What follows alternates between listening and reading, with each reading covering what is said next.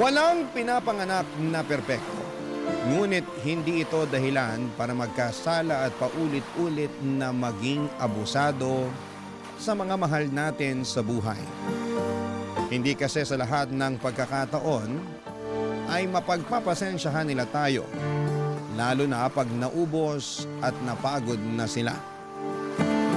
Ikaw, kabarangay, isa ka bang abusadong tao? Dear Papa Dudut, may kasabihan na walang magulang ang makatitiis sa anak. Ngunit may mga anak na kaya raw tiisin ang magulang. Sa kwentong ibabahagi ko sa inyong programa, ipapakita ko sa inyo na meron ding mga magulang na kayang tiisin ang mga anak nila. Ngunit bago tayo dumako doon, ay gusto ko munang magpakilala sa mga kabarangay natin. Tawagin niyo na lamang po ako sa pangalang Wena, 32 years old at taga Marikina. Sa kasalukuyan ay empleyado ako sa isang pribadong kumpanya sa Quezon City. At netong taong ko lamang nadiskubre ang inyong programa sa radyo. Tapos isang araw ay nag-decide akong magpadala ng sulat sa inyo. Magsisimula ang kwento ko noong 15 years old pa lamang ako. Solong anak lamang ako ng aking mga magulang. At lumaki ako na palasimba dahil aktibo ang mama ko na miyembro ng simbahan. Iminulat niya ako sa iba't ibang relihiyosong paniniwala at kasama na nga roon ang pagpapatawad sa mga nagkakasala sa atin.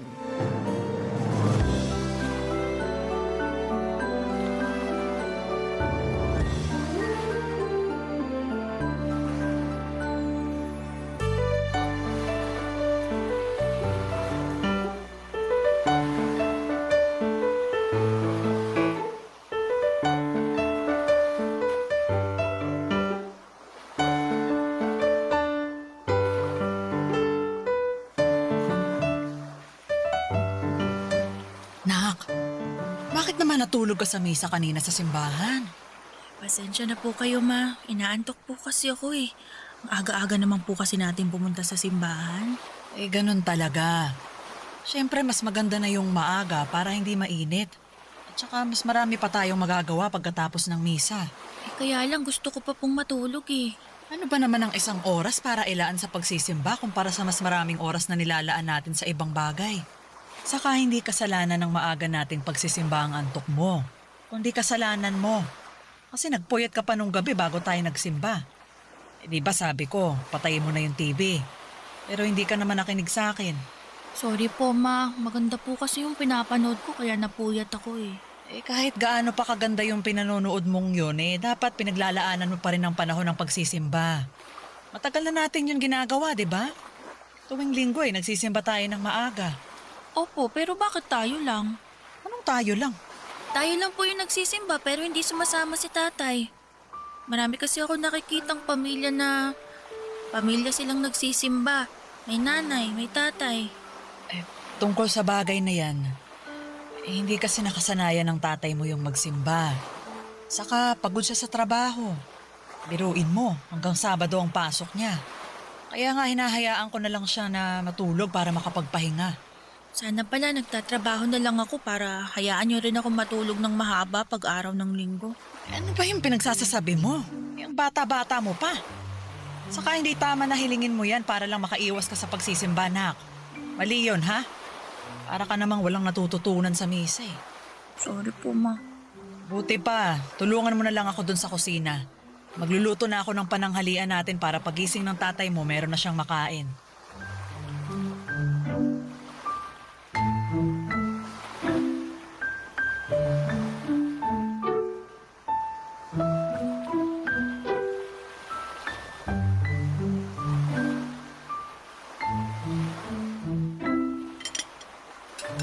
Kain ng kain, Gregor. Naalala ko, nabanggit mo kagabi na gusto mong kumain yan. Sinarapan ko talaga yung niluto kong sinigang para makahigop ka naman ng sabaw. Anong masarap dito? Ang tabang-taba nga na luto mo, Lori. Ha? Paanong matabang paulit-ulit ko yung tinikman. Pati ng anak mo kasi katulong ko siya kanina sa pagluluto. Sabi niya masarap naman daw. Diba, Wena? Opo, masarap po. Aba, Sinasabi nyo ba na sinungaling ako kasi ako lang ang hindi nasasarapan dyan sa luto mo? Hindi naman sa ganon. Anong hindi sa ganun? Eh, yun ang mismo pinalalabas ninyo. Hinaan mo nga yung boses mo. Hindi mo kailangang sumigaw dahil naririnig ka naman namin ng anak mo. Saka nasa harap tayo ng pagkain. Baka gabaan tayo. Gaba-gaba, hindi naman totoo yun. Kung ano-ano na lang talaga yung mga pinaniniwalaan mo, alam ka na ba sabihin kung masarap tong luto mo o hindi naman? Hindi ko na yan makakain, nawala na ako ng gana. Teka, saan ka pupunta? Hindi mo pa natatapos yung pagkain mo, oh? Hindi ka ba nakikinig o sadyambing ka lang? Sabi ko hindi ko na yan makakain kasi nawala na ako ng gana. Hindi naman masarap yung luto na pinagmamalaki mo. Ang tabang para akong humihigop ng tubig na may mantika. May sobra ka naman magsalita. Pinaghirapan namin ang anak mo na lutuin yan. Eh kaya nga sana inayos nyo na rin. Sana sinarapan nyo para hindi naman masayang. Buti sana kung pera nyo pinambibili natin ng ulam, may pera ko naman. Anak na ko, bakit umiiyak yung anak mo? Wala naman akong ginagawa sa kanya. Ay malamang, natakot sa lakas ng boses mo. Ay, nak, huwag ka nang umiyak ha. Naku, nag-iinarte lang naman yan. Eh, buti pa, kakain na lang ako sa labas. Sigurado pa ako na masarap kakainin ko doon kaysa dito sa lintik na pamamahay na to. Papadudot kung anong bait pala Simba, maunawain at mapagpatawad ng mama ko, ay kabaligtaran naman niya ang ugali at budhi ng papa ko. Maliit pa lamang ako ay gano'n na ang personality niya. Yun bang reklamador, bayolente, nakaangil palagi at palamura at mapang-insulto kahit na sa aming pamilya niya. Ewan kung bakit siya ganon, ngunit sa kabila ng lahat ay matyagang nakisama sa kanya ang mama ko. Pero sa totoo lang, habang nagkakaedad ako ay unti-unti akong nawala ng amor sa tatay ko. Hindi ko kasi naramdaman sa kanyang pagiging ama. Kaya madalas ay napapatanong ako kung ano ang pakiramdam na mahalin ng isang tatay. At sa tuwing pinahahayag ko kay mama, ang pagkadismaya ko tungkol sa ugali ng tatay ko ay palagi niya akong pinapaalalahanan. Nalawakan ko raw ang aking pangunawa. Sa makatuwid ay gusto niya na ako ang mag-adjust sa ugali ni Papa na sa bawat araw na lang yata na ginawa ng Diyos ay mas lalong lumalala.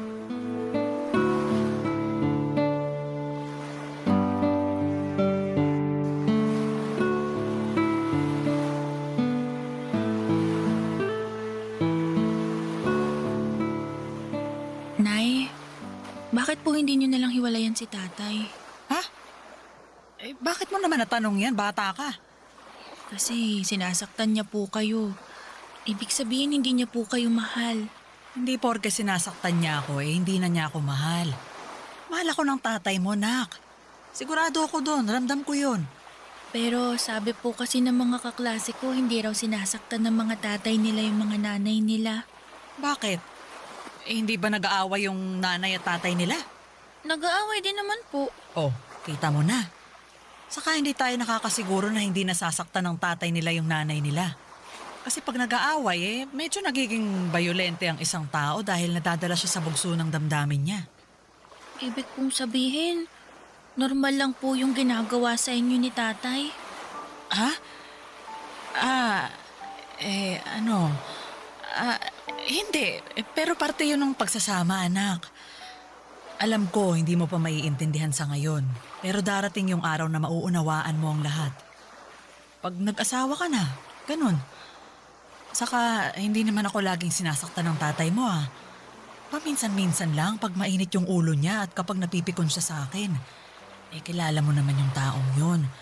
Medyo maiksi yung pasensya niya, kaya intindihin na lang natin. Para sa akin, wala lang naman yun. Pinatawad ko na rin siya sa mga nagawa niya. Lori! Lori! Buksan mo nga itong pinto! Tatay po ba yun? Oo, anak. Teka, dito ka lang ha. Pagbubuksan ko lang siya ng pinto.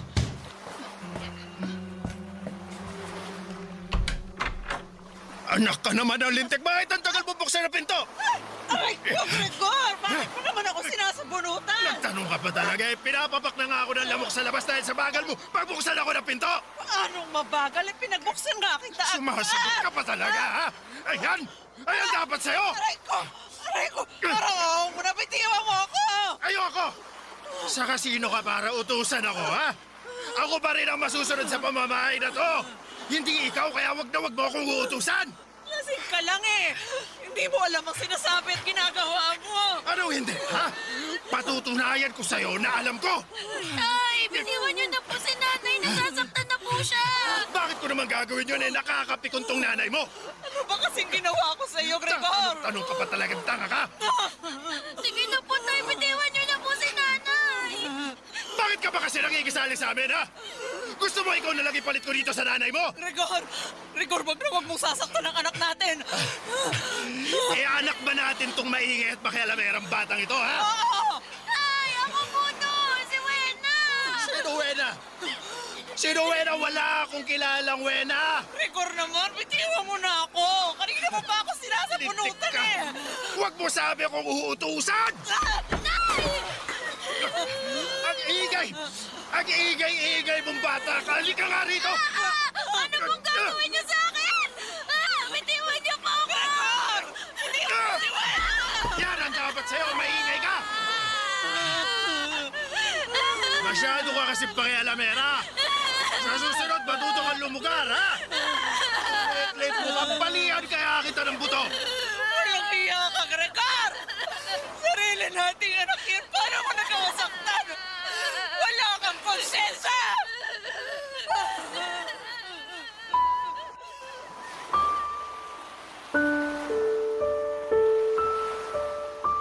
Papadudot dahil sa nangyari ay mas lalo lamang lumalim ang galit ko sa papa ko.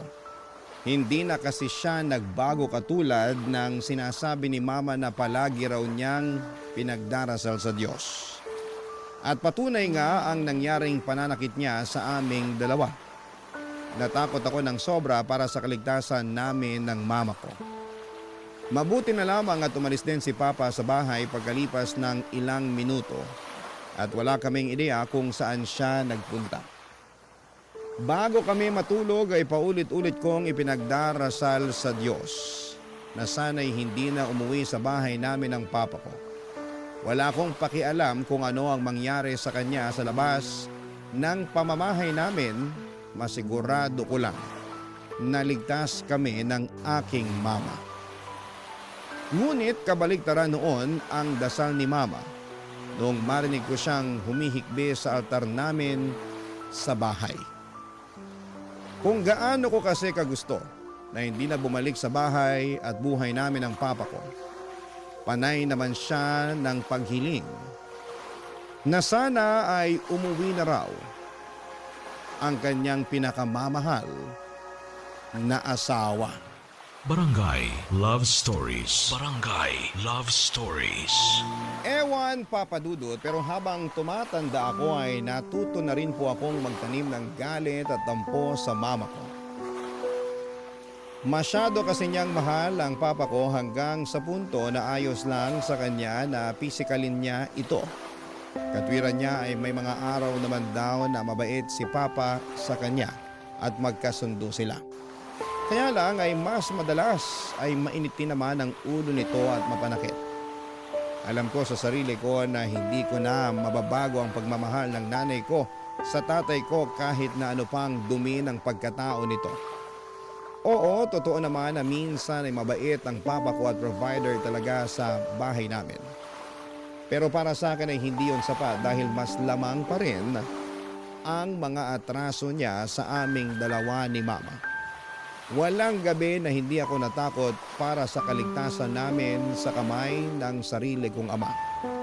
Isang gabi habang nasa kalagitnaan ako ng mahimbing na tulog, ay nagising ako dahil sa pagtatalo ng mga magulang ko o papadudot.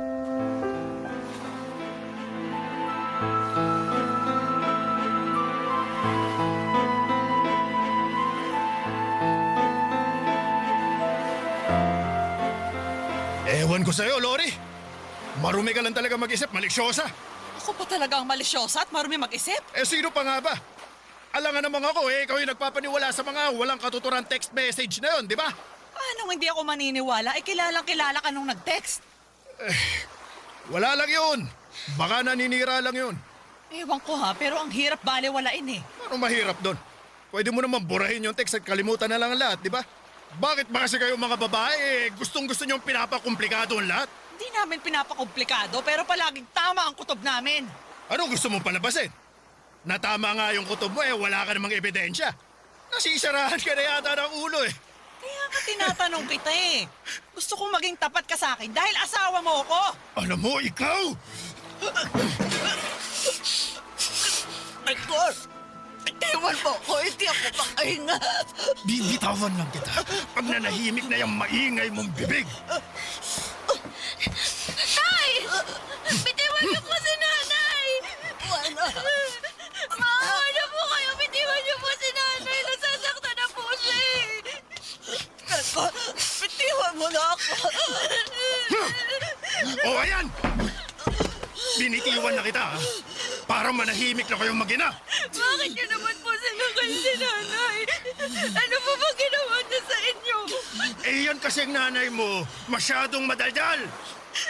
Anong masyadong madaldal? Pinagtatanong lang ako. Ikaw yung bigla-bigla na lang nagagalit dyan. Wala naman akong ginagawa sa'yo. Aba naman! Gusto mo yatang masampal Tama na po! Huwag niyo na masaktan si nanay! Ikaw naman, kung makaiyak ka naman dyan, akala mo, grabe na yung ginawa ko sa nanay mo. Hoy! Para sabihin ko sa'yo, kulang kayang inaabot niyang sakal. Ano pa ang plano mong gawin sa akin, Aber? Ay gusto mo, gawin ko na lang, kaya sasabihin ko pa sa'yo. Nay! Tay! Huwag na po kayo mag-away! Ang lalakas po ng boses niyo, mga kapatid! Kapitbahay natin magising sa ingay niyo eh! Buti pa tong anak mo, may paki sa mga kapitbahay. Wen, huwag ka nang umiyak, ha? Hindi naman kami nag-aaway ng tatay mo, eh. Nag-uusap lang kami, ha? Hindi na po ako bata para hindi malaman yung kaibahan ng nag-uusap at nag-aaway, Nay! Malinaw po na nag-aaway kayo ni tatay kasi mataas yung boses niyo. Galit na naman po si tatay. Sinakal pa nga niyo kayo eh. Tungkol sa bagay na yun. Hindi naman kasi makakatikim ng sakal yung mama mo kung nanahimik na lang siya. Hoy! Hoy, Lori! Hindi lahat ng tanong sa isip mo dapat bosesan mo na, lalong ikaiinit ng ulo ko yon. Ayusin mo lang talaga. Hoy, Wena! Kung may paki ka sa mga kapitbahay, pati ikaw, manahimik ka. Tumigil ka na sa kakaiyak, puro ka na lang iyak. Tanda mo na! Opo, tay. Yan! Ganyan ang gusto ko! Yung masunurin! O kita mo, Lori, buti pa yung si Wena marunong sumunod. Matuto ka dyan sa anak mong lintik ka bago pa kita masampal sa susunod. Buti pa, matutulog na ako. Hoy, Lori, huwag kang tumabi sa akin, ha? Kung ayaw mo sungal-ngalin kita.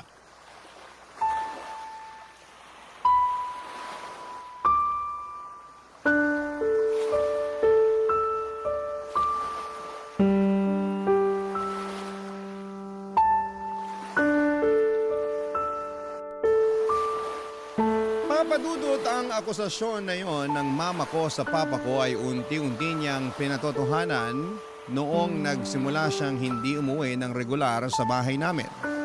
At wala kaming kaalam-alam ni mama kung saan siya naroroon. Bagaman malakas ang hinala namin na posible siyang umuwi sa kabit niya, nanatiling tikom ang bibig ng nanay ko at hinayaan niya na ang luha niyang magsabi ng sakit na kanyang nararamdaman.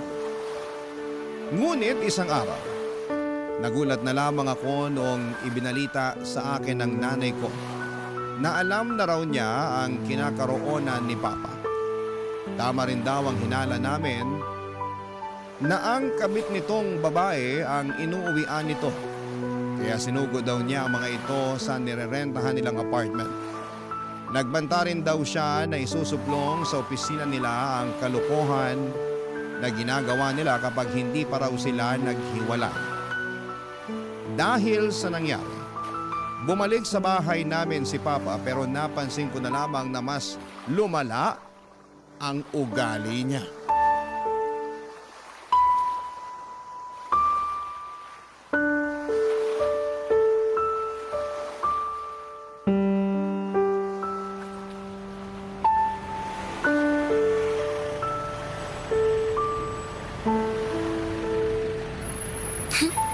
Ang gaganda at ang babango ng mga bulaklak na pinitas ko para kay nanay.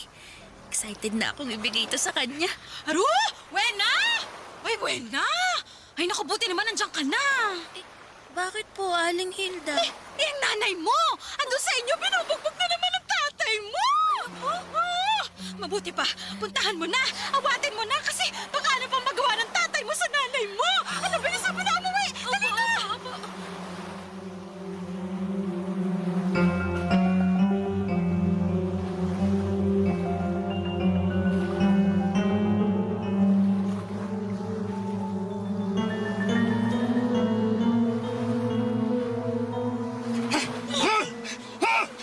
Yan ang dapat sa'yong babae ka! Ha? Bubunutin ko lahat ng buhok mo sa anit! Ha? Hindi mo po ako nasasaktan ako. Ha? Tay! Bitiwan niyo po si nanay! Oo ba? Nandito na pala ang tagapagtanggol mo eh! Wena! Ha? Umalis ka na! Po, ayoko po, hindi ko po kayo iiwan dito. Umalis ka na! Takbo na, anak! Baka mamaya madamay ka pa! Hindi ko po kayo iiwanan dito, Nay. Nakakatuwa naman kayong mag-ina! Kung ayaw mo palang iwanan ng nanay mo, eh di dalawa na lang kayong sasakalin ko! Igor! Huwag mong sasaktan ang anak ko! Anak ng hayop ka, Lori! Tinulak mo ako! Takbo na, Wena! Takbo na! Tara na, dali! Ako, Nay! Ako, Nay!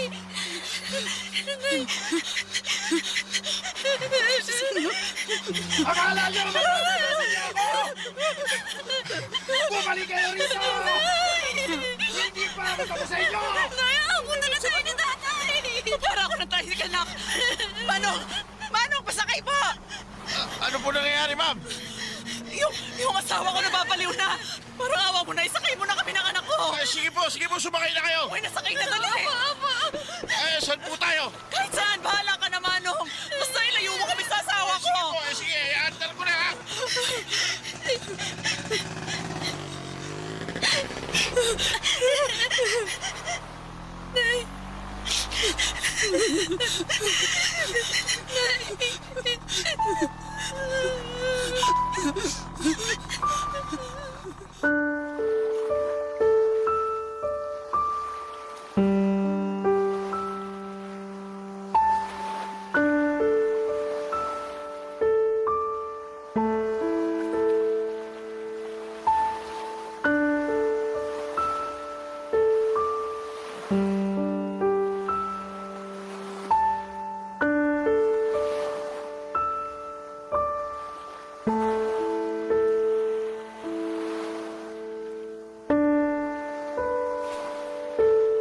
Papadudot nakatakas kami ni Mama sa naguhirimentadong si Papa.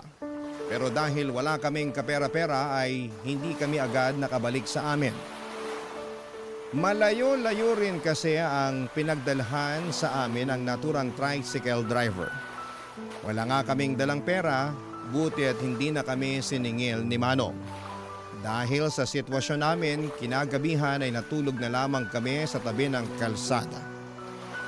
Mahirap, papadudot at masakit sa likod na humiga sa malamig na simento na tanging karton lamang ang iyong sapin. Pero napagtiyagaan namin yun ni Mama sa loob ng 2 araw. Tapos para meron kaming makain ay namamalimos kami, papadudot.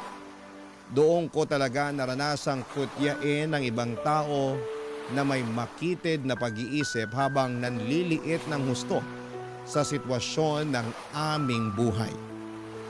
Noong 3 araw na ay nag-decide kaming bumalik sa bahay namin, papadudot. Nagsama kami ng barangay tanod pero nagulat kami na wala doon si Papa. Tulad ng dati ay hindi namin ulit alam ni Mama kung saan siya nagpunta. Barangay Love Stories. Barangay Love Stories. Papadudot, ilang araw ding nawala ang papa ko bago siya muling nagpakita sa amin ni Mama. Ayaw na nga siya noon pabalikin ng nanay ko sa bahay namin dahil sa trauma na naranasan namin mula sa mga kamay niya. Pero sa huli, pinatuloy pa rin siya ni Mama matapos mangako ni Papa na hindi na kami sasaktan pa. Kaya lang ay naulit na naman ang pag-alis ng tatay ko sa bahay namin hanggang sa inamin na niyang meron na pala siyang ibang kinakasama. Yung dati pa rin niyang kabit. Ibig sabihin ay hindi talaga sila naghiwalay ng landas. At umuwi lang daw siya noon sa amin dahil nag-away sila. Sa huli ay nagpaubaya na nga ang mama ko at sinabihan ng papa ko na nakikipaghiwalay na siya rito. Tuluyan na rin niyang pinalaya sa pamamahay namin ng papa ko. Bagay na masasabi kong kinatuwa ko ng husto. Pero dahil nga tila napilay ang pamilya namin ay si mama na ang nagsilbing provider. Naghanap siya ng mapapasukang trabaho upang sustentuhan ang mga bayarin namin, pagkain sa araw-araw at pag-aaral ko. Hindi nagtagal nakagraduate ako ng high school at nag-decide akong mag-working student noong kolehiyo. Mabilis na lumipas sa mga taon. Natapos ko ang kurso ko at nangako ako sa aking mama na patitigilin ko na siya sa pagtatrabaho. Ngunit merong nangyari na hindi ko lubusang inaasahan.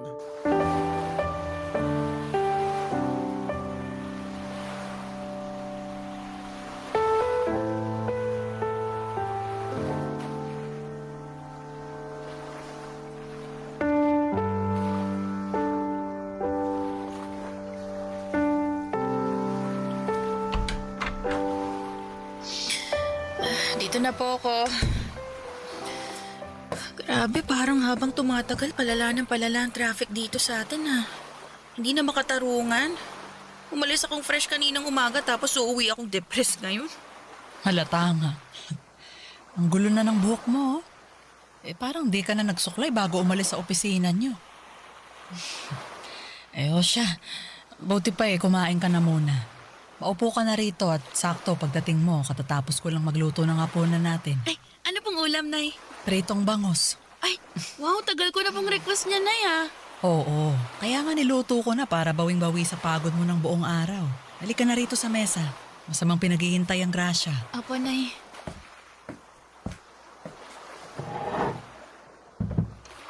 Magdasal muna tayo bago kumain.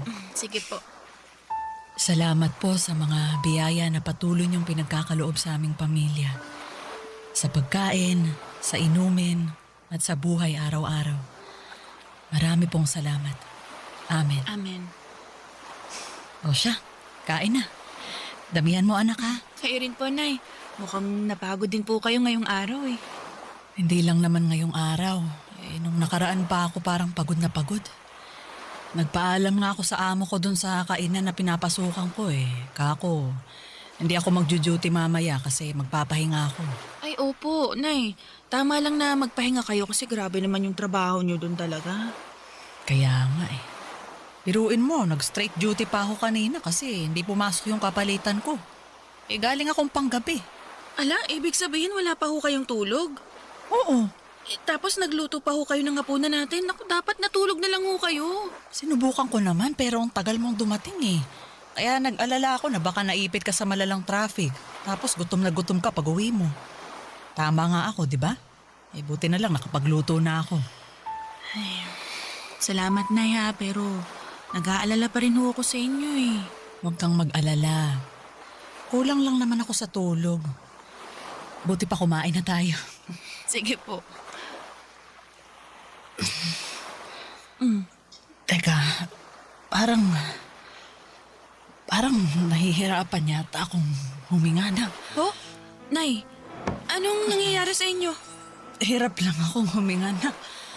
Nay, Nananakit yung dibdib ko. sandali. Teka, Nay, dadalhin ko kayo sa ospital. Anak, tulungan mo. Tulungan mo ako. Nay! Nay, ano pong nangyayari sa inyo? Nay! Nay, gumising ko kayo! Sandali, hihingi ako ng tulong sa kapitbahay. Tulong! Tulungan niyo ako! Nanay ko! Nanay ko! Tulungan niyo ako! Dalhin siya sa ospital! Nay! Nay! Nay, gising!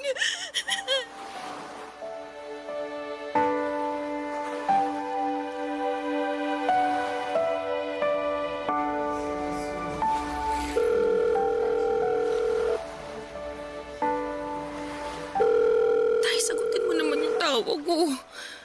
Kailangan kita ngayon dahil nasa ospital si nanay. Maawa ka naman, Tay.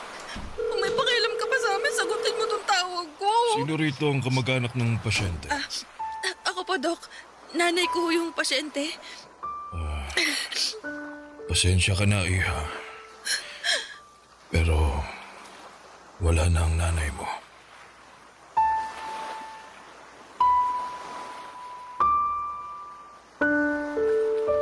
Papadudot namatay ang mama ko dahil sa atake sa puso.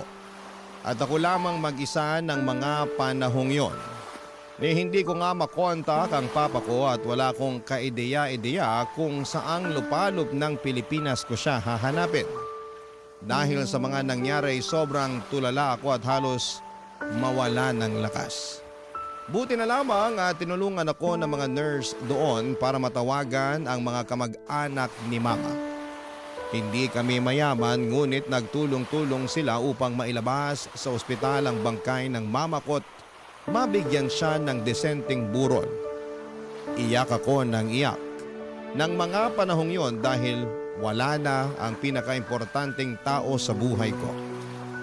Sobrang biglaan ang mga pangyayari at walang nakapaghanda sa unos na tumama sa aming pamilya. Litong-lito ako ng mga panahong yon at nagdadalamhati. Tapos isang araw ay biglang nagpakita ang magaling kong ama sa burol ng mama ko.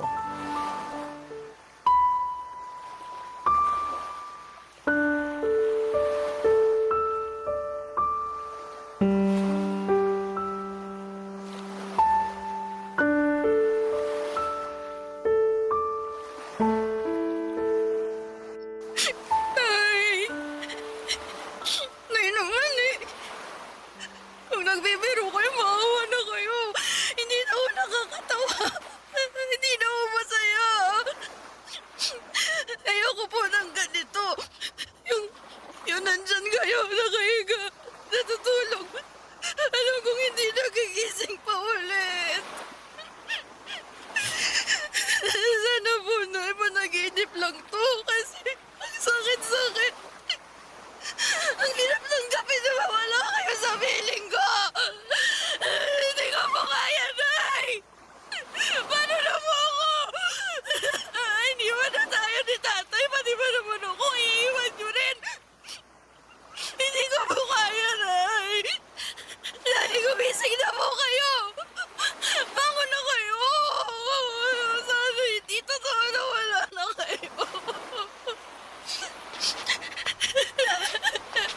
Wena, may bisita ka na. Tatay mo. Sino? Wena, anak ako ito. Tatay mo. Alam ko na may sama ka ng loob sa kanya. Ayoko sana siyang papasukin dito sa chapel pero nagpupumilit na gusto raw niyang makita ang asawa niya sa huling pagkakataon. Tsaka, burol naman to ng nanay mo, nak. Ayoko naman gumawa ng eksena kaya pinapasok ko na siya. Di ba wala akong kaso yun, Chang? Salamat po. O sige, maiwan ko na muna kayo ha, na makapag-usap din kayo. Sige, salamat po.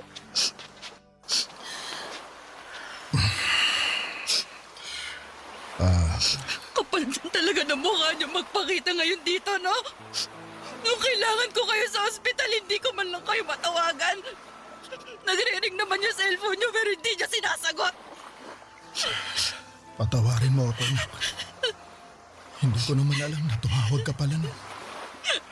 Kung alam ko lang, sana sinagot ko. Paano hindi niyo alam? Bakit hindi niyo mahawak yung cellphone niyo? Oo, wala sa akin. Asan? Sa kabit niyo? Kaya hindi niya sinasagot kasi ako yung tumatawag. Siya rin yung nagpatay ng cellphone niyo, ganon? Oo, pero nag-away na kami. Nagalit ako sa kanya kasi hindi niya sinabi agad na Ano gusto niyo maramdaman ko, ha? Magtatalon ako sa tuwa dahil nagalit kayo, inaway niyo siya.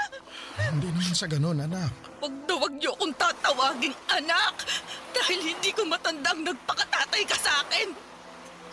At kahit na hanggang sa huling sandali ng nanay ko, wala kayo! Wala ka! Alam mo, kasalanan niyo talaga kung bakit siya namatay eh. Kung hindi niyo sana siya pinasakitan noon, binugbog, pinasama ang loob, di sana kasama ko pa rin ang nanay ko ngayon! Kayo talagang pumatay sa kanya! Kaya nga gusto kong humingi ng kapatawaran sa nanay mo. Kaya anin niya pa yung kapatawaran sinasabi niyo? Hindi niyo na yan maririnig pa, sige nga! Sana patawarin mo ako. Nagsisisi na ako. Walang sandali simula nung malaman kong namatay na si Lori na hindi ako binagabag ng kalooban ko. Sinasabi niyo ba na kung hindi namatay ang nanay ko, hindi pa kayo mapapagabag at magsisisi? Sabi na ang nakakapal ng pagmumukha mo. Buti pa umalis na kayo rito. Ayoko na makita ang pagmumukha mo dahil nasusuka ako sa pagkatao mo. Wala kang karapatang makita ang nanay ko kahit nasa huling sandali niya dahil wala kayong kwentang asawa. Uwe na naman. Huwag mo naman ako ipagtabuyan. Tatay mo pa rin naman ako eh. Hindi na kita tatay. Simula sa mga oras na to, pinuputol ko ng ugnayan natin sa isa't isa. Kaya lumayas ka na. Layas!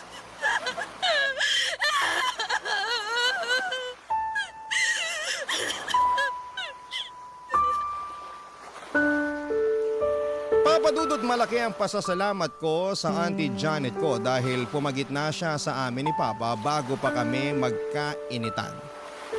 Buti na lamang din at nakinig siya sa auntie ko na umalis na lamang Papadudot. Pagkaalis niya ay napahaguluhol akong muli dahil sa magkahalong galit at matinding sama ng loob. Para sa akin, Papa Dudut, ang kapal na mukha ng papa ko na magpakita sa burol ng mama ko at tumakto na nagsisisi pero noong nabubuhay pa naman si mama ay hindi namin mahagilap ang anino niya. Kaya nga pinangatawanan ko na lamang na hinding-hindi niya makikita ang mama ko hanggang sa huling hantungan nito. At kahit na masakit, kahit na mahirap mabuhay ay nagpatuloy pa rin po ako. Walang araw na hindi ko nami-miss si mama kahit na ilang taon na ang lumipas. At kahit na alam ko na nandyan pa naman ang papa ko ay hindi ko talaga siya kayang patawarin. Pero netong 2025 lang ay nag-reach out siya sa akin at sinabi niya na meron siyang malubhang sakit. Pero hindi ko siya kinausap dahil ayaw ko na ulit siyang makita pa. Kung natiis niya kami noon ni mama ay mas kaya ko siyang tiisin ngayon. Hanggang dito na lamang po, Papa Dudut, ang sulat ko. Maraming salamat po sakaling mapili po ninyong i-ere sa programa ninyong Barangay Love Stories. God bless po and more power sa inyong programa. Ang inyong kapuso at kabarangay forever, Wena. Anong say mo sa Barangay Love Stories na ito? Pagkwentuhan natin sa comment section yan. Ang mga kwento ng pag-ibig, kwento ng buhay, at kwento ng pag-asa dito sa Barangay Love Stories. Love Stories.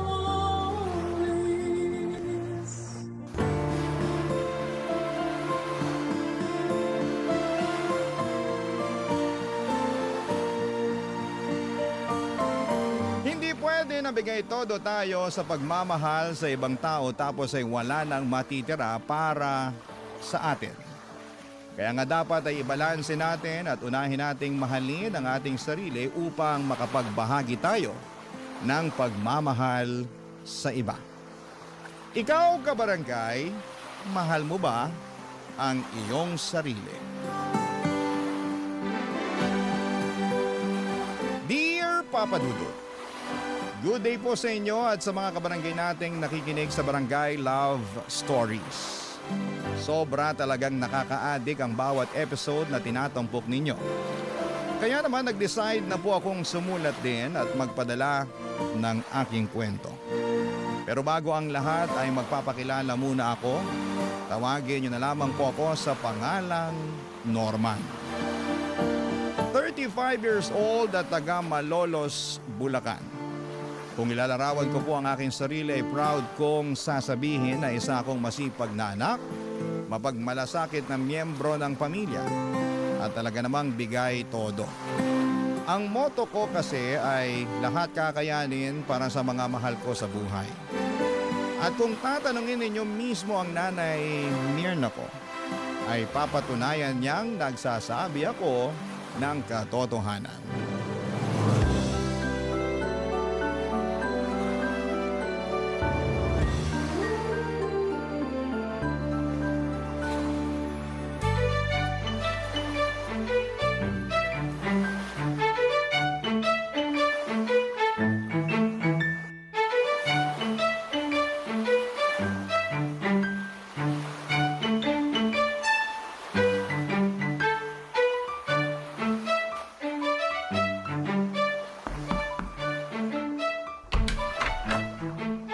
Nay, nandito na po ako. May dala po akong mga grocery.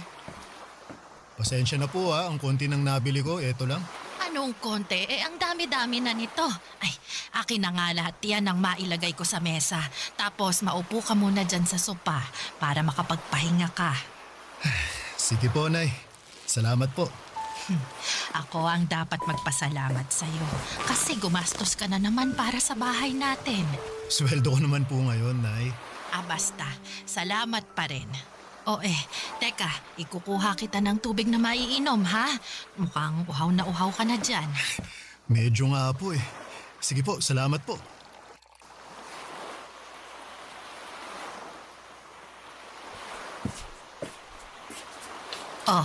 Nak, malamig yan para mapatid uhaw mo. Inumin mo muna. Sige po, salamat, Nay.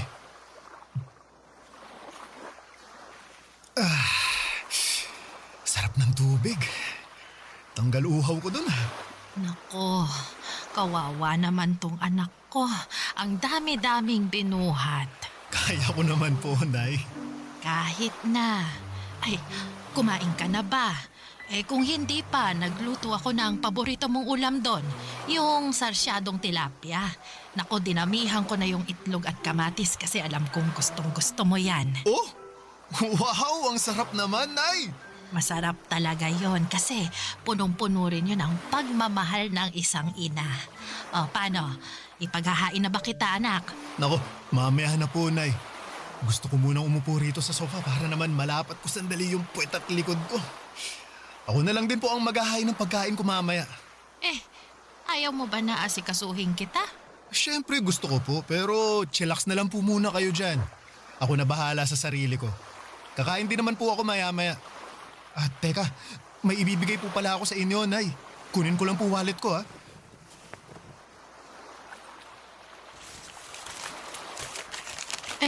Ano yan? Pera? Opo. Ito po, para po sa inyo. Para sa akin, ano namang gagawin ko dyan? Pambayad po sa tubig at saka sa kuryente. Bakit parang ang dami naman yan? Magkano lang naman yung tubig at kuryente natin rito, anak? Yung sosobra po dyan, ma, sa inyo na. Baka gusto nyong magpasalon, manicure o pedicure. Ay nako, hindi na. Luho lang yon. Gastos lang. Ay, meron naman pong panggastos, tsaka minsan lang naman po ito. Ikaw talaga. Siyempre, nahihiya ang nanay mo kasi baka wala ka ng pera dyan pang gastos. Ang dami-dami mo ng pinamiling grocery tapos nagbigay ka pa ng pera para sa tubig at kuryente. Huwag po kayong mag-alala, ma, kasi meron naman po akong panggastos dito. Sigurado ka ba, nak? Opo. Magsisinungaling ba naman ako? Hindi, pero nag-aalala lang ako Simula nung nagkatrabaho ka parang hindi ka na pumalya sa pagtulong sa pamilya natin. Kahit nga ilang kamag-anak natin, tinutulungan mo pag kaya mo. Ayoko lang na masaid yung ipon mong pera ikaw naman yung mauubusan. Nako, ma, hindi po mangyayari yon kasi sinisiguro ko na may natatabi rin ako para sa sarili ko. May kasabihan nga na mahirap tumulong sa iba kung hindi ko muna uunahing tulungan ang sarili ko. Lagi nyo kaya pinapaalala sa akin yun. Aba, oo naman. At saka, tumutulong lang naman ako sa mga kamag-anak natin kung nakaluluwag ako Kung wala, tumatanggi naman po ako. Noon, medyo hirap akong humindi pero ngayon, pinag-aaralan ko na po. Tama rin naman yan. Mahirap na sa'yo lang lagi iaasa ang lahat. Kaya nga po eh. Pero masaya naman ako sa tuwing nakakatulong ako. Lalo na sa inyo at dito sa bahay natin. Alam ko, kapos din iba kong mga kapatid. Ay, kaya nga nagpapasalamat ako sa'yo, Nak. Kasi malaki talaga ang naitutulong mo sa mga gastusin natin sa araw-araw. Pero paalala pa rin ha, huwag mong abusuhin ang sarili mo. Magpahinga ka pa rin. Huwag kang magpapakapagod ng husto sa trabaho at maglibang-libang ka rin. Ay, alam mo yon, umalis ka. Mamasyal. Para hindi puro trabaho at bahay lang ang napupuntahan mo. Pero katulad ng iba nating kabarangay, Papa Dudut, na lumaki sa hirap, hindi na iba ang kwento ng aming pamilya. Mekaniko sa talyer ang tatay ko, samantalang labandera naman si nanay. Tapos 4 kaming magkakapatid at ako ang panganay. Madalas ay kulang talaga ang kita ng mga magulang namin. Pangkain at panggastos namin sa araw-araw ay kinakapos. Kaya naman pinangako ko sa aking sarili na magsusumikap ako upang hindi na namin muling maranasan ang magutom. Kaya naman binuhos ko talaga ang panahon ko sa pagtatrabaho. Sa katunayan ay hindi pa ako nakontento sa pag-oopisina. Dahil tuwing day off ko ay rumaraket pa ako sa food business ng kaibigan ko bilang kosinero. Dahil sa pagiging abala ko ay nakalimutan ko na ang aking buhay pag-ibig. Bagay na madalas kumustahin sa akin ng nanay ko.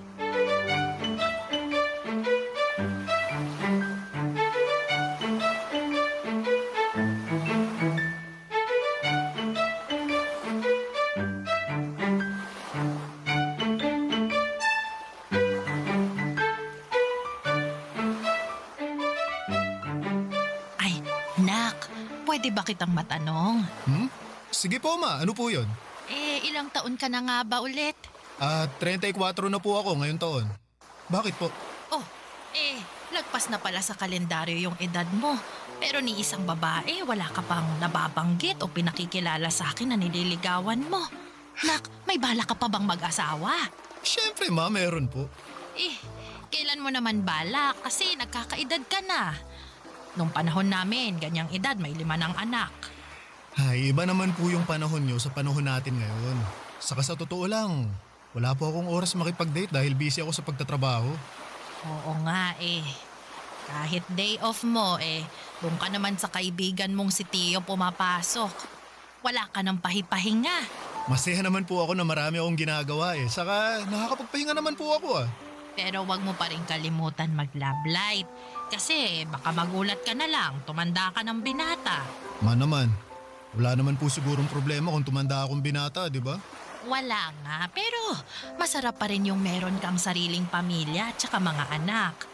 Oo, mahirap ang buhay pero naniniwala naman ako na gagawin mo ang lahat para itaguyod yung pamilyang bubuuin mo Malaki ang tiwala ko na magiging mabuti at responsable kang padre de pamilya. Sige po ma, kapag meron na po akong natitipuhang babae, kayo po ang unang makakaalam. Abay, dapat lang kasi nanay mo ako. Ako ang dapat una mong pagsabihan dahil kung hindi magtatampo ako. Thank you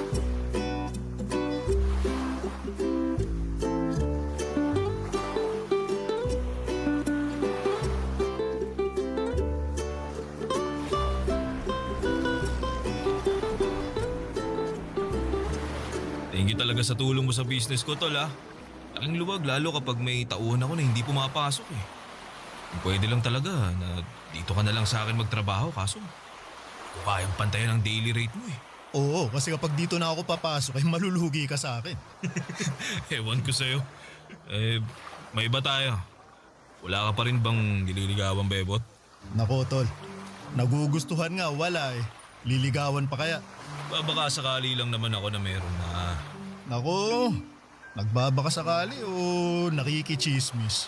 Ganun na rin yun.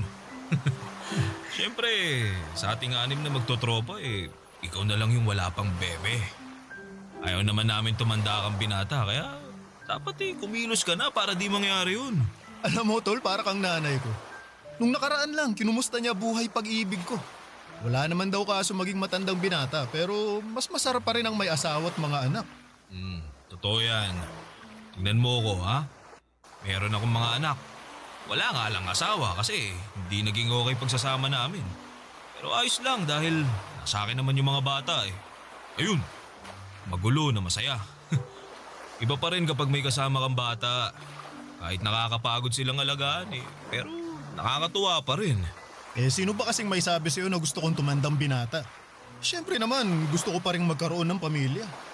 Kaya lang, ang problema ko wala na akong panahon na kumilala ng babae.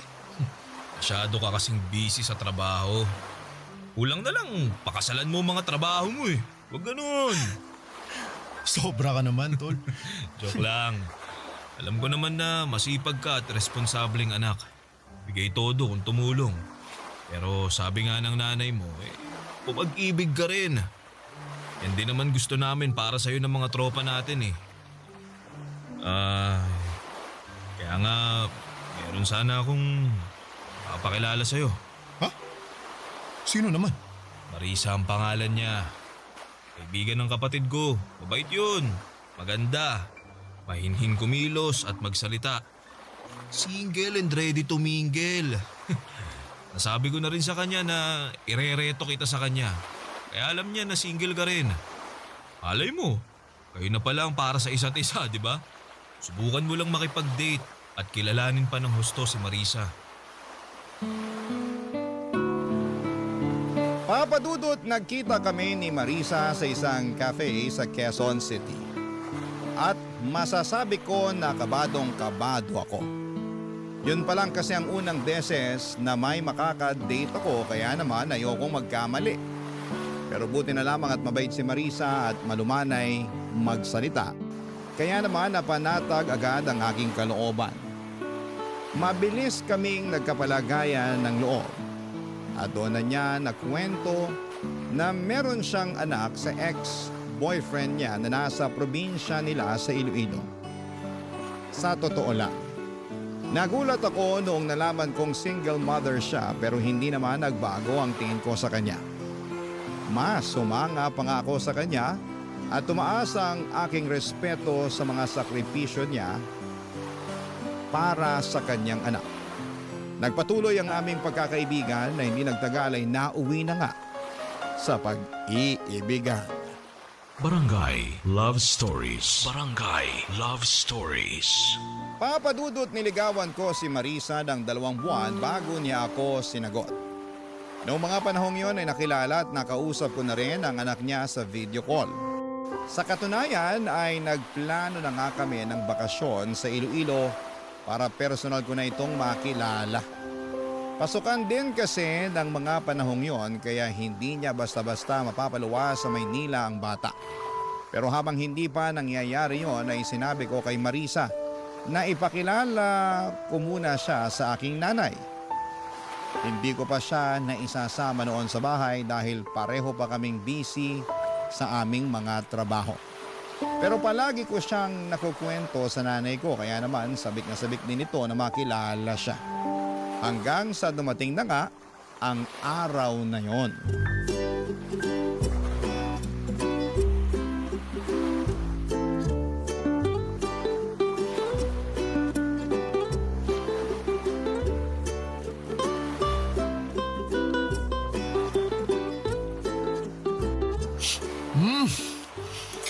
Ang sarap po talaga nitong niluto niyong kare-kare, Nay. Nako, salamat anak. Uy, pero magdahan-dahan ka nga sa pagkain ha. Baka mabulunan ka, tsaka baka kung ano na lang ang isipin ni Marisa, oh. Nako, Nay.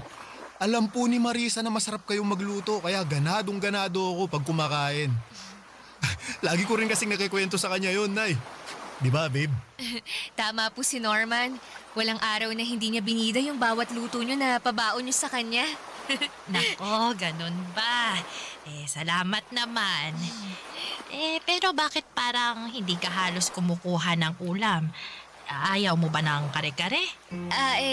Yung totoo, allergic po kasi ako sa mani eh. Aha? Ganun ba? Nako, paano yan? May nakain ka na? Hindi naman po malala yung allergy ko, tsaka kaunti lang naman yung nakain ko, kaya ayos lang po ako. Marisa, nako, sorry ha, hindi ko alam na may allergy ka sa mani. Specialty kasi ni Nana yung kare-kare, kaya yan yung nirequest ko na lutuin niya. Special din kasi yung okasyon dahil nga ipapakilala kita sa kanya. Ayos nga lang ako. Kaunti lang nakain ko, di ba? Tsaka saka kung wala akong allergy siguradong hindi ko pa rin kakainin yung luto ng nanay mo. Kasi hindi naman masarap. Paano niya naging specialty yan? Ang tabang naman. At ang lansa ng karning ginamit. Makunat din. Pati yung gulay mapait. Kakadiri. Ha? Anong sinabi mo? Narinig mo yung sinabi ko, Norman? Kailangan ko pa bang ulit-ulitin? Pasensya ka na ha kung hindi ka nasarapan sa luto ko. Wala na po ba kayong ibang niluto? Ha? Kasi hindi ko makakain yung kare-kare na yan. Baka hindi lang malalang allergy abutin ko dyan eh. Baka sumakit din tiyan ko. Sige. Teka, ipagluluto kita ng ibang ulam. Nay, Nakita ko sa ref natin. Nay, wag na, Nay. Order na lang tayo. Wag ka nang umorder. Gastos lang yan. Tsaka meron pa naman tayong mga sangkap dyan sa ref. Ako nang bahala, ha? Kumain na lang kayo dyan, ha? Sandali lang, magluluto lang ako. Nay! Marisa, mag-usap nga tayo dun sa labas. Bakit sa labas pa? Pwede naman dito na lang sa mesa. Mamaya malamok pa dun kagatin pa ako. Please, Marisa, kahit sandali lang. Ay, nako. Kakainis ka talaga.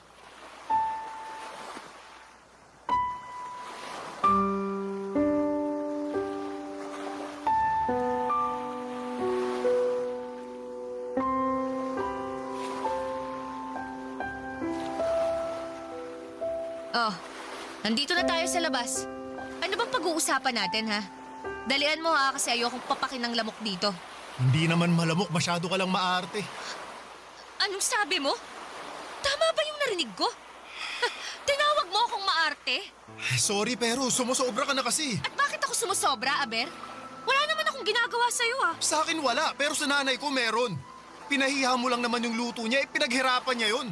Saka saan galing yung pinagsasasabi mo kanina na hindi masarap Sarap na sarap nga ako sa pagkain kanina. Aba, anong malay ko kung na-immune na yung panlasa mo sa luto ng nanay mo? Lagi mong kinakain Malamang nasanay na yung dila mo. Ang bihira ka, ano ba kasi problema mo? Wala akong problema. Pero nag-expect lang talaga ako na mala 5-star restaurant yung luto ng nanay mo. Pero turns out, hindi naman pala. Hindi ko na nga malunok kaya tinigilan ko ni. Kahit titigan masakit sa mata. Okay, look. Hindi naman sa nilalait ko yung luto ng nanay mo, ha? Mali ko lang din siguro Masyado akong nag-expect. Sinadya ko pa namang hindi kumain bago pumunta rito sa inyo. Kasi nga plano ko na dito kumain ng marami. Kaya lang ganun pa ang nangyari.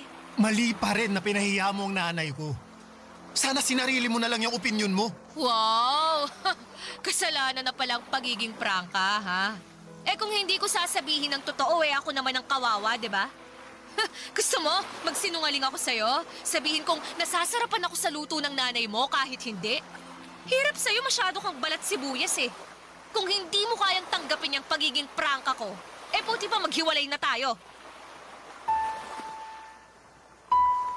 Papadudot, ayoko namang maghiwalay kami ni Marisa, kaya naman pilit ko siyang inunawa ng mga panahong yon. Inihingi ko na lamang siya ng pasensya sa nanay ko na nagsabi naman na ayos lang.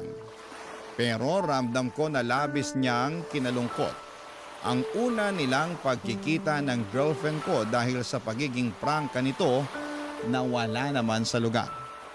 Hindi nagtagal, Papadudot, ay nagkaayos naman kami ni Marisa, kaya lang ay habang umuusad ang aming relasyon ay unti-unti kong nadidiskubre ang natatagong ugali ng girlfriend ko. Taliwas po sa pagiging mahinhin at malumanay niyang magsalita.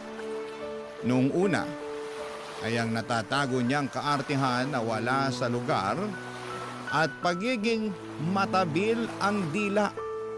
Bukod doon ay magastos din po si Marisa, Papa Dudut.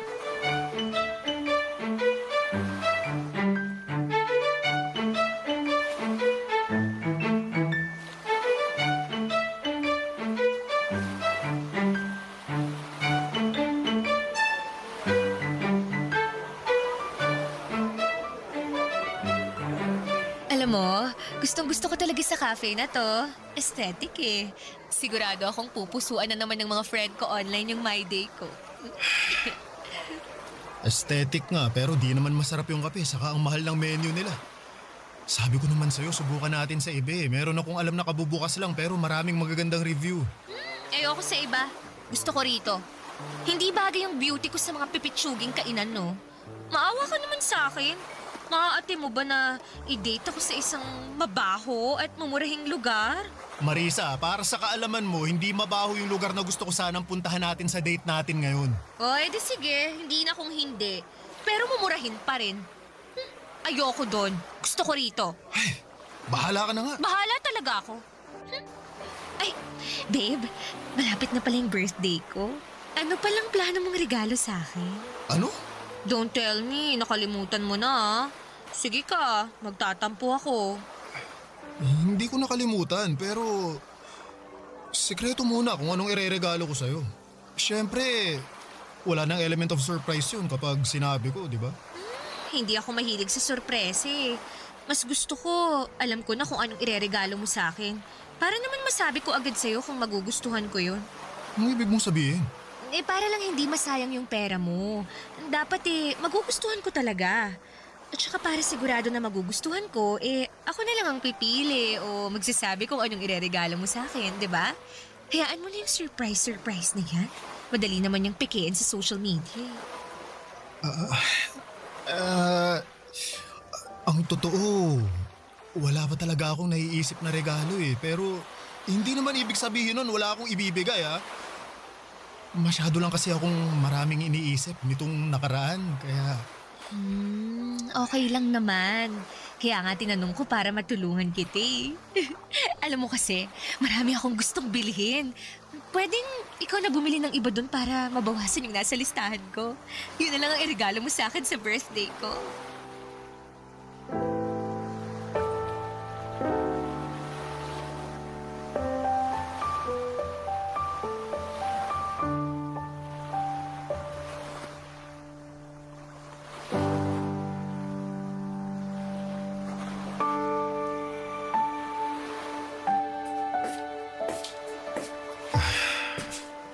Nandito na po ako, Ma. Oh, ano nangyari sa'yo? Bakit malungkot ka, anak? Wala po ito. Pagod lang po ako sa trabaho. Gusto mo ba ng tubig? Huwag na po, Ma. Hindi naman po ako nauuhaw. Upo na lang po muna ako kasi kanina pa nangangalay itong balakang ko eh. Nakasabit kasi ako sa jeep pauwi para lang makauwi rito. Grabe, wala ako halos masakyan tapos ang lakas pa ng ulan. Ay nako, bakit hindi ka na lang nag-taxi o di kaya nagrenta ng kotse para makauwi rito? Wala na po kasi akong cash eh. Tapos hindi ko naman magamit yung card ko dahil nasagad ko na. Wala pa akong pambayad kasi sa susunod na linggo pa yung sweldo namin. Oo nga pala, Ma.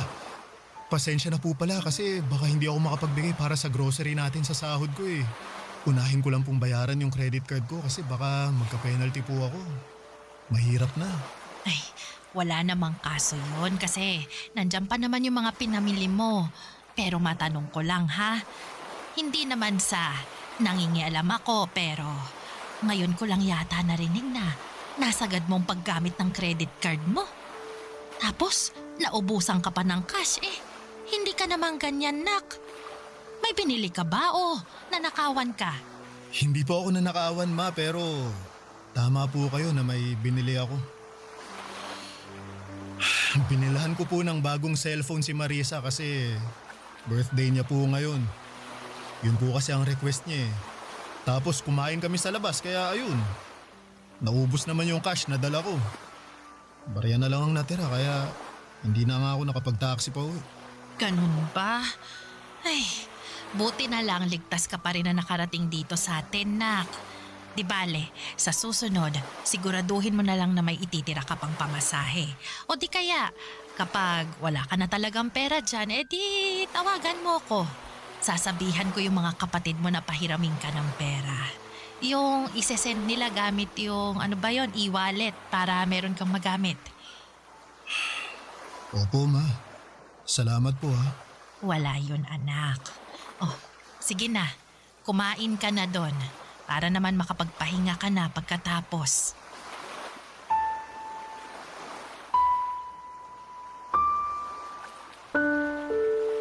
Papadudot hiyang-hiya ako sa nanay ko ng mga panahong yun. At bagaman sinabi niya na wala namang kaso kahit magkano lamang ang ilaan ko para sa bahay namin ay hindi pa rin mawala sa akin yung pakiramdam na nagkulang ako.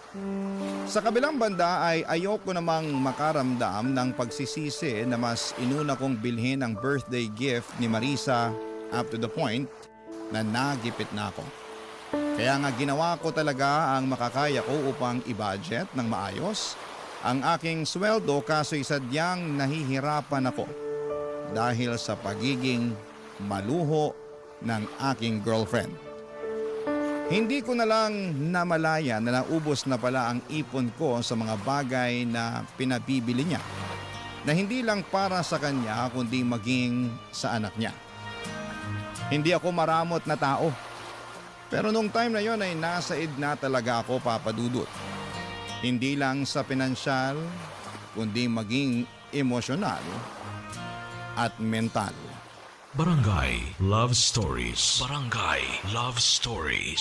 Sa kabila ng lahat ay mas nanaig pa rin sa akin ang pangunawa at pagmamahal kay Marisa, Papa Dudut. Kaya naman kahit halos maubos na ako ng mga panahong yon ay nagtitiis ako. Maasikaso naman din kasi si Marisa at bumabawi siya sa akin kapag pakiramdam niya ay nagkukulang na siya. Malambing naman siya pero mas madalas nga lang kapag may kailangan siya nangyayari yon. Hindi nga nagtagal ay ibinalita sa akin ni Marisa na buntis siya, Papa Dudut. Pero naging maselan yon. Kaya naman nag-decide kami na tumira muna sa bahay namin para maalagaan siya ng nanay ko. Complete bed rest ng 3 linggo ang rekomendasyon ng OB niya dahil hindi makapit si baby at ayaw naman namin na may mangyaring masama sa anak namin. Kaya nga malaki ang pasasalamat ko sa nanay ko na nagboluntaryo siyang alagaan si Marisa. Akala ko ay maayos ang turingan nila sa isa't isa pero nagkamali pala ako, Papa Dudut. Isang beses ay narinig ko sila na nagtatalo sakto galing akong banyo dahil katatapos ko lamang maligo.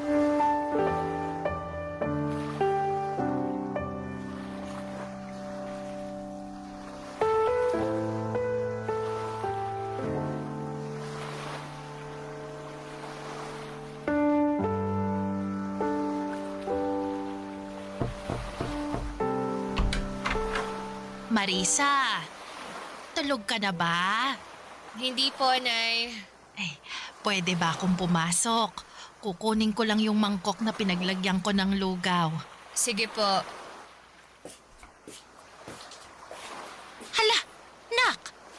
Bakit yata parang hindi mo namang kinain tong lugaw?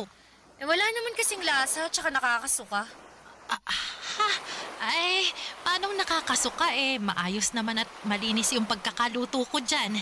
Tsaka may lasa yan, tinikman ko yan kanina Sa wala nga akong nalalasahan Alam nga namang ipilit kong sabihin na meron kahit wala, di ba? Lumabas naman akong sinungaling nun. Ganun ba? Pasensya na ha. Baka nagkamali lang talaga ako. Hoy, Marisa. Bakit mo sinisigawan ng nanay ko? Hindi ko sinisigawan ng nanay mo. Nag-uusap lang kami. Anong hindi? Ang taas ng boses mo, saka dinig na dinig ko dun pa lang sa banyo. Kaya nga tinapos ko na yung paliligo ko para labasin na kayo. Hindi ko nga sabi sinisigawan yung nanay mo. Masyado ka namang OA Pinagsasabihan ko lang siya na hindi masarap yung lugaw na niluto niya para sa akin. Tsaka, bakit ba siya panipakain sa akin ng lugaw? Wala naman akong sakit. Nagkataon lang naman talaga na kailangan kong humilata sa higaan na to ng 3 linggo, pero hindi naman ibig sabihin nun na hindi ko kayang ngumuya ng matinong pagkain. Ayoko niyan. Hindi ako nabubusog dyan tapos ang tabang pa. Marisa, pwede mo namang sabihin ng maayos sa nanay ko eh. Hindi yung ganyan na pinagsasalitaan mo pa siya ng hindi maganda. Teka nga, abogado ka ba ng nanay mo? Anong sinabi mo? Lagi mo na lang kasi siyang pinagtatanggol imbis na ako ang kampihan mo.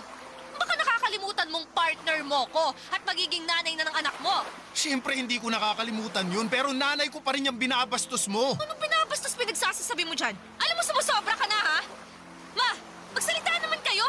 Sabihin yung hindi ko kayo binabastos. Ay, hindi naman ako binabastos ni Marisa, anak. Anong hindi? Dinig na dinig ko nga mga pinagsasasabi sa inyo ng babaeng yan.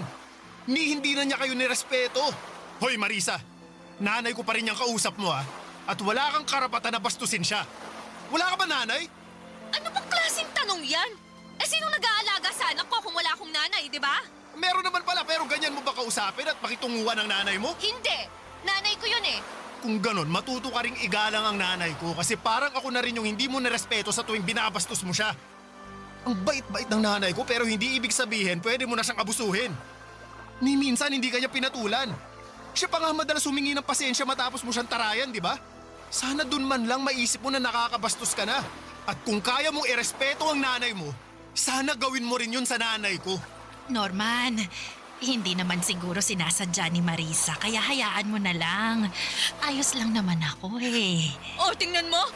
Ayos lang naman pala sa nanay mo eh. Pero kung makareact ka dyan, akala mo nakagawa ako ng krimen.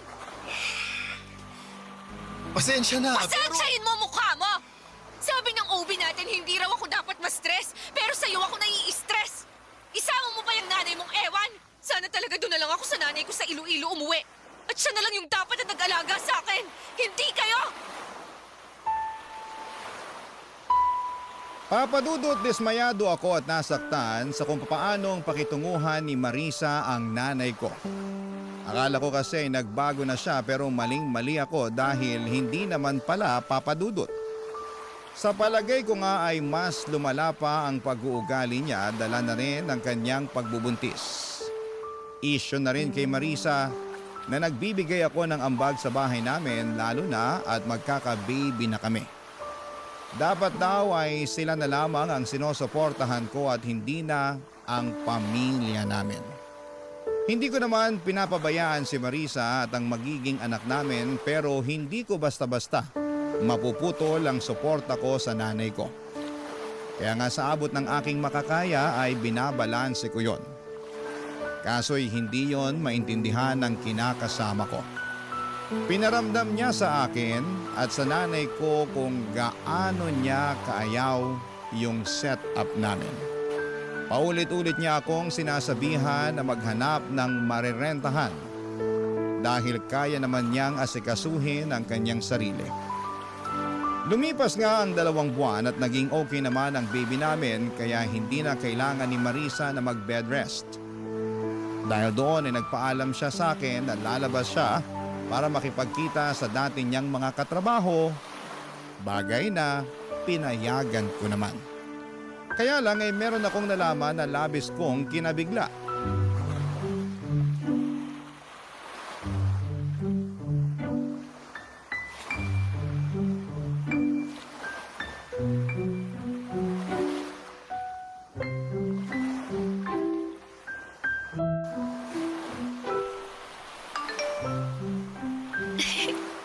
Ano ba naman tong lalaking to? Nasend pa talaga ng picture niya na naka-topless. Oh, kita ko tuloy yung kanyang mga pandesal. Ha Marisa, anong sabi mo? Ano ka ng kalabaw? Hindi ako anak ng kalabaw, anak ako ng nanay ko. Sinagulat ako kaya nasabi ko yun. Pero ewan ko sa'yo, sineryoso mo naman. Paano hindi ko seseryosohin kung ano-anong naririnig ko sa'yo? Ano bang narinig mo? Nasabi mo may nag-send sa'yo ng picture na nakatopless. Sino ba yan ha? Saka bakit mo biglang tinatago yung cellphone mo ha? Wala. Wala ka na doon. Kung wala ako doon, may tinatago ka ano? Tangero ka ha? Wala akong tinatago sa'yo. Kung wala, edi patingin ako ng cellphone mo. Akin na. Akala mo hindi ko napapansinan nitong mga nakaraang araw palagi kang nakatutok dyan sa cellphone mo ha? Narinig pa kita na may kausap ka nung isang gabi. Kaya akin na, patingin ako niyan. Gusto kong malaman kung sino ba yung kausap mo yan. Ayoko nga! Ah, ganun. Pwes aagawin ko na lang sa'yo kung ayaw mong ibigay. O ano? Kahit ayaw mo nakuha ko naman na. Norman, please sa akin yung cellphone ko. Parang awa mo na, ibigay mo na sa akin yan. Ha? Ba't mo gagawin yun? Kasi may tinatago ka na ayaw mong malaman ko? Hindi. O, ayan o. Sakto, ang daming mensahe ng kausap mo. Tingnan ko nga kung sino tong hayop na to. Norman, wag! Ano to? Bakit kayo magkausap ni Theo, ha? At bakit siya nagpapadala ng mga hubad na litrato sa'yo?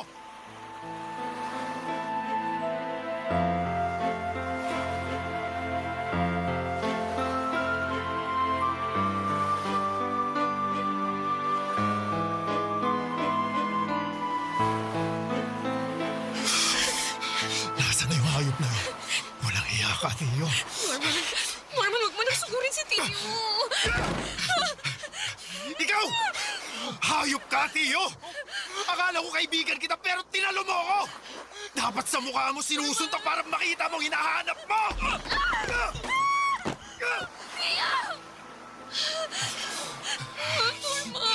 Norman, bakit mo ako sinuntok? Nagtanong ka pa talagang ahas kaya kulang pa nga yan dahil sa ginawa niyong panloloko sa akin! Sira ulo ka, Norman! Kala mo siguro hindi masakit yung ginawa mo, no? Halika! Dadagdagan ko pa para lalo ka Oh, sige, masaktan! tara! Magsuntukan tayo! Kala mo yata, tagasang kita eh! Tama na! Tumigil na kayo! Kung babae ko, huwag mo akong awatin!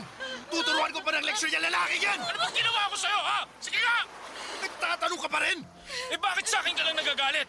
Eh si Marisa naman ang unang lumapit sa akin, ah! Paano hindi ako magagalit? Eh nakita ko yung mga hubad na litratong sinend mo sa girlfriend ko! Baka nakakalimutan mo. May kinakasama na si Marisa at ako yun! Hindi ko naman nakalimutan yon.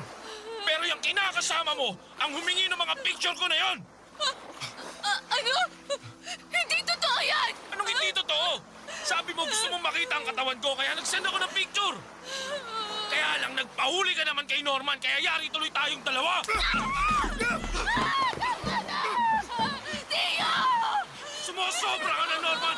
Alam mo hindi kita papatulan, ha? Sige! Magsuntukan tayo! Para lalo ko mapadugo yung bastos mo mga! Ano ba kayo? Sinabing tama na eh! Makinig naman kayo sa akin! Huwag akong magsabihan at awatin mo kundi ang Norman na yan. Siya naman nanoon ng nanunto ka at pag-amok dito sa pamamahay ko. Meron akong dahilan kung bakit ko ginawa yon! Tinalo mo ako, Tol! Akala ko pa naman magkaibigan tayo! Tigil na kayo sa amin! Ang sakit! Marisa! Marisa! Marisa, nagdudugo ka! Ang baby ko! Ang baby ko! Tulungan niyo ako! Ang baby ko! Dalhin niyo ako sa ospital!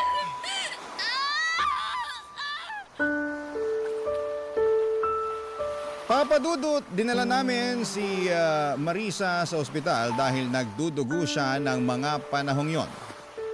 Takot na takot ako ng mga panahong yon para sa kaligtasan ng baby namin. Kaya nga pansamantala kong nakalimutan ang galit ko kay Theo dahil natuon ang buong atensyon ko para kay Marisa. Pagdating namin sa ospital ay agad na inasikaso ng mga doktor ang kinakasama ko. Pinaghintay kami ni Theo sa labas ng emergency room at doon ko na tinawagan ang nanay ko. Gulat na gulat siya sa mga nangyari at humahangos na nagpunta sa ospital na kinakaroonan namin. Pero huli na ang lahat dahil binalita sa amin ng doktor na nakunan si Marisa. Ibig sabihin, patay na ang baby namin. Sobrang sakit ang pangyayaring yon at hindi ko mapigilang sisihin ang aking sarili dahil pakaramdam ko ay kasalanan ko kung bakit nawala ang aming anak. Pero mas masakit na pagkagising ni Marisa ay inamin niya sa akin na hindi ako ang ama ng sanggol na dinadala niya. Matagal na pala silang may relasyon ni Theo at may ginagawang milagro habang nakatalikod ako at hindi pa sila nakontento dahil pinaako pa nila sa akin ang bata na hindi naman nanggaling sa akin. Kaya nga noong araw ding yon ay nakipaghiwalay na ako kay Marisa. at tinapos ko na ng tuluyan ng pagkakaibigan namin ni Theo. Sa kasalukuyan ay nagmo-move on ako, Papa Dudut. Tinuring ko na lamang na blessing in disguise ang redirection na nangyari at mas nag-focus na lamang ako sa aking pamilya na siyang tunay na nagmamahal sa akin. Hanggang dito na lamang po ang sulat ko. Maraming salamat.